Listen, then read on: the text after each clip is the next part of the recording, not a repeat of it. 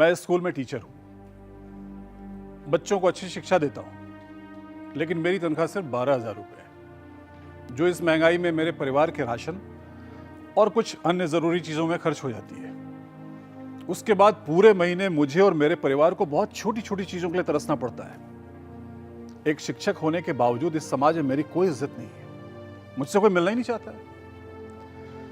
सच पूछिए तो पैसों के अभाव में मेरा जीवन ही अभिशाप बन चुका है। पूरी जिंदगी मैं पढ़ाता रहा, लेकिन जिंदगी का यह गणित मैं समझ नहीं पाया। महेश जी, मैं आपसे जानना चाहता हूं कि यह बिजनेस ओनर क्या मेरे जीवन में कोई बदलाव लाएगा? बिल्कुल, आपका भी जीवन बदलने वाला है। आप इसलिए यहाँ आए हैं ना। बिजनेस ओनर सभी के लिए काम करता है और आपके लिए भी काम करेगा। आप एक टीचर है। मैं आपसे एक सवाल पूछना चाहता हूँ, क्या आप मानते हैं कि पैसा पैसे को खींचता है वाली कहावत सच है? महेश जी, ये बात तो सही है कि गरीब आदमी को कोई भी पैसा देना नहीं चाहता है। तो जब किसी गरीब आदमी को कोई पैसा देगा ही नहीं तो जीवन में क्या कर पाएगा? और इसीलिए यह कहावत भी सही लगती है कि पैसा ही पैसे को खींचता है। तभी तो एक गरीब आदमी गरीबी में पैदा होता है और गरीबी में ही मर भी जाता है। मास्टर जी, आप एक तरह से सही भी हैं और गलत भी। दुनिया के सबसे अमीर व्यक्तियों में बहुतों को पैसा विरासत में मिला था, मैं इस बात को मानता हूं।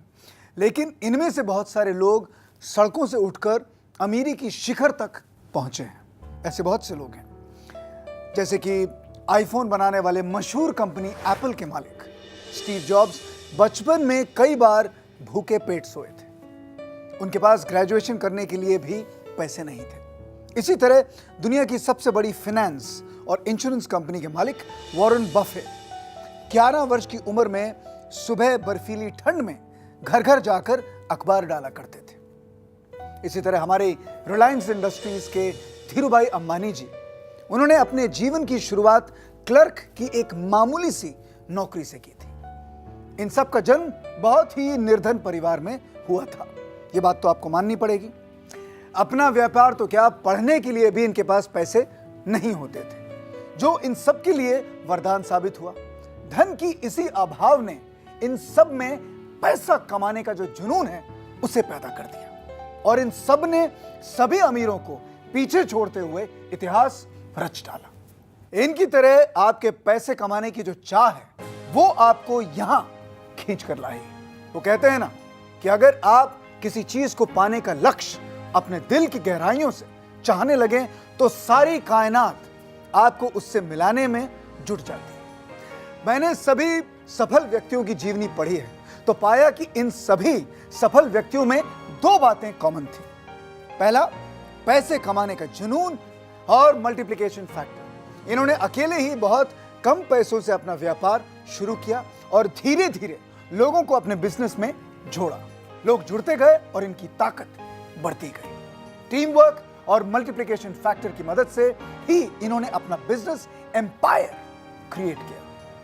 कोई भी दोस्त, रिश्तेदार बिजनेस शुरू करने के लिए पैसा नहीं देते हैं और बैंक भी सिर्फ सक्सेसफुल लोगों को ही कर्ज देता है। आप मुझे ही देख लीजिए, नासिक के एक छोटे से गांव में बहुत ही गरीबी में पैदा हुआ था। पैसों के इसी अभाव ने मेरे अंदर धनवान बनने का जुनून पैदा कर दिया। मैं भी आप ही की तरह परेशान था कि बिना पूंजी के मैं क्या करूं, किस तरह अपना व्यापार शुरू करूं। फिर टीवीसी के बिजनेस ओनर के बारे में पता चला। टीवीसी पहली कंपनी है जो बिजनेस करना भी सिखाती है और वित्तीय सहायता भी देती है। यकीन नहीं हुआ, टीवीसी के बिजनेस एक्सपर्ट से बात की तो उन्होंने मेरा हौसला बढ़ा दिया।